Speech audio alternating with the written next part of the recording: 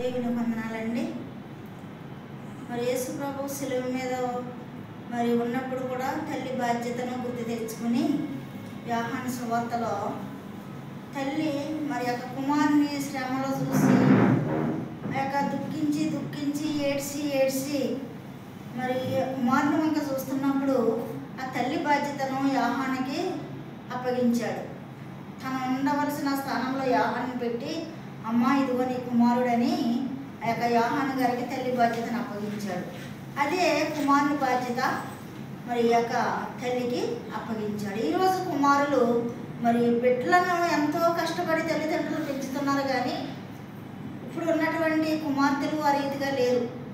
రెక్కలు వచ్చిన తర్వాత, వివాహం అయిన తర్వాత మార్పు కలుగుతుంది. నేను చాలా కౌన్సిలింగ్ ఇస్తూ ఉంటాను, ఇచ్చాను కూడా. తల్లి ఫోన్ చేసినా కానీ జవాబు ఇవ్వలేని కుమారులు ఉన్నారు. మరి తల్లిని మరి దూరపు చూపుతో చూస్తాం. భార్య వచ్చిన తర్వాత తల్లి ప్రేమను మర్చిపోయే కుమారులు ఉన్నారు. కోడలు కూడా అత్తగారిని ప్రేమించే రూతు చూడండి, మరి నీ దేవుడే నా దేవుడు అంది, నీ ప్రజలే నా ప్రజలు అంది.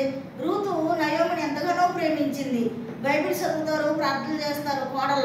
కోడల్లో అత్తగారిని ప్రేమించడం లేదు. అత్తగారితో మాట్లాడరు, ఫోన్లు చేసినా రిప్లై ఇవ్వరు. కానీ ఆ బాధ్యత మట్టుకు మర్చిపోవద్దు. ఒక్కరోజు మీరు కూడా అత్తగారులు అవుతారు, మీకు అదే తీర్పు వస్తుంది. వృద్ధాప్యంలో అత్తగారులకు ఏం కావాలండి? శుభ్రమైన ఆహారము, ప్రేమ. మీ ప్రేమ కావాలంతే. ఆ యొక్క బాధ్యతను మర్చిపోవద్దు. కోడలుగా, కుమారుడుగా తల్లి బాధ్యత కూడా కుమారుడు మర్చిపోవద్దు. తల్లిని ప్రేమించాలి. మరి ఎంతో కష్టపడి పెంచింది తల్లి బాధ్యత. బిడ్డలకి చాలా బాధ్యత తల్లిది, కాబట్టి తల్లి ప్రేమను మర్చిపోవద్దు. అయితే శిలువ మీద ఉండి కూడా ఆ తల్లి బాధ్యతను, తల్లిని మర్చిపోకుండా ఆ తల్లి బాధ్యతను యోహాను గారికి అప్పగించాడు. అనాథాశ్రమంలో పెడుతున్నారు తల్లిని తండ్రిని చూడకుండా. తీర్పులో నిలబడతాం. మనం ఏదైతే విత్తం అదే పంట కోస్తాం. కానీ తల్లిదండ్రులను ప్రేమించే కుమారులుగా, అత్తగారులను ప్రేమించే కోడలుగా ఉండాలని నేను మరి హెచ్చరిస్తున్నాను. మరి చూడండి, శిలువ మీద ఉండి కూడా యేసయ్య తల్లి బాధ్యతను యోహానుకు అప్పగించాడు.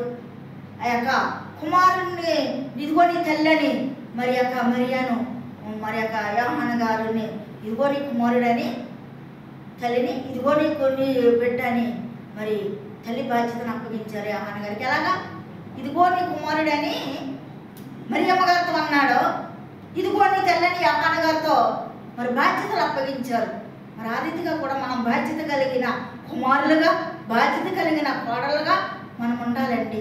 ఉన్నప్పుడే మీ కుటుంబాలని, మిమ్మల్ని, మీ బిడ్డల దేవుడు దీవిస్తాడు. ఇది శిలువ మీద ఉన్న 3వ మాట. ఈ ప్రసంగము మరి చాలా ఇండిపెండెంట్ చర్చిలకు పిలిచినప్పుడు గుడ్ ఫ్రైడే రోజు చాలా చోట్ల నేను మరి యొక్క ప్రసంగించాను. ఎందుకంటే హెచ్చరిక కాబట్టి ఈ మాటలు మనం గైకొని అత్తగారులని, మామగారులని, మీ తల్లిదండ్రులని అయితే చూసుకుంటారు చాలా బాగా.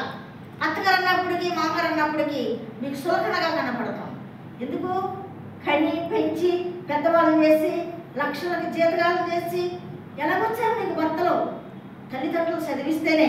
ఇది మాత్రం గుర్తుపెట్టుకోవాలి. ప్రతి కోడలుగా ఉన్న ప్రతి బిడ్డ యవనస్తురాలు అత్తగారిని ప్రేమించాలా, అమ్మను ప్రేమించాలా, నీ తండ్రిని ప్రేమించాలా, ఉన్నవాళ్ళ తండ్రిని కూడా ప్రేమించాలా. చూడండి, శిలువ మీద ఉండి కూడా తల్లి బాధ్యత కుమారుడు మర్చిపోలేదు. కుమారుడు మీరు కూడా అంతే తల్లిదండ్రులను ప్రేమించే మగపిల్లలాగా మీరు ఉండాలని మరి యొక్క వాక్యం హెచ్చరిస్తుంది. ఈ వాక్యాన్ని దేవుడు దీవించుగాక. ఆమేన్.